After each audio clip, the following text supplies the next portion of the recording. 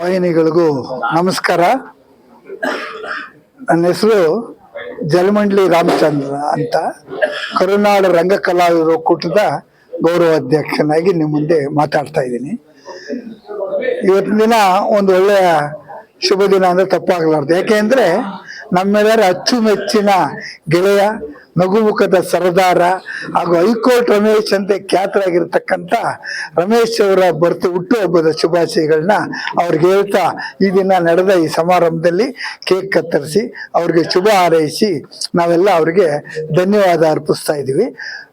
ರಮೇಶ್ ಅವ್ರದ್ದು ಒಂದು ಸ್ವಭಾವ ಅಂದ್ರೆ, ಇದುವರೆಗೂ ನೂರಾರು ಜನ ಕಲಾವಿದ ಜೊತೆ ಎಲ್ಲರ ಜೊತೆಲೂ ಕೂಡ ನಗ್ತಾ ಬೆರೆತು ಸರಳ ಜೀವಿಯಾಗಿ ಜೀವನ ನಡೆಸ್ತಾ ಇರತಕ್ಕಂಥ ಸರಳ ಜೀವಿಯನ್ನು ತಪ್ಪಾಗಲಾರದು. ಅವರು ಇನ್ನು ಎಲ್ಲ ಪಾತ್ರ ವಹಿಸ್ತಾ ಇದ್ರು. ನಾನು ನೋಡ್ದಂಗೆ ಸುಮಾರು ಪೌರಾಣಿಕ ಇದರಲ್ಲಿ ಕುರುಕ್ಷೇತ್ರ ನಾಟಕದ ಎಲ್ಲ ರೀತಿಯ ಪಾತ್ರ ಅನುಭವಿಸಿ ಪಾತ್ರ ಮಾಡಿ ಎಲ್ಲ ರೀತಿಯ ಎಲ್ಲ ಜನಪ್ರಿಯನಾಗಿದ್ದಾರೆ, ಮೆಚ್ಚುಗೆ ಗಳಿಸಿದ್ದಾರೆ. ಇನ್ನು ಅವರು ಇಂಥ ಹಲವಾರು ನೂರಾರು ಪಾತ್ರ ಮಾಡಿ ಇನ್ನು ಹೆಚ್ಚಿನ ರೀತಿಯ ಜನಪ್ರಿಯತೆ ಗಳಿಸಲಿ ಅಂತ ಹೇಳ್ತಾ, ಆ ದೇವರಲ್ಲಿ ಶುಭ ಕೋರಿ, ಆ ದೇವರಲ್ಲಿ ಇವ್ರಿಗೆ ಶುಭ ಕೋರಿ ಇವ್ರಿಗೆ ಆಯುಷು ಆರೋಗ್ಯ ಎಲ್ಲ ಕೊಡ್ಲಿ ಅಂತ ಪ್ರಾರ್ಥಿಸಿ ನನ್ನ ಮಾತು ಮುಗಿಸ್ತೀನಿ.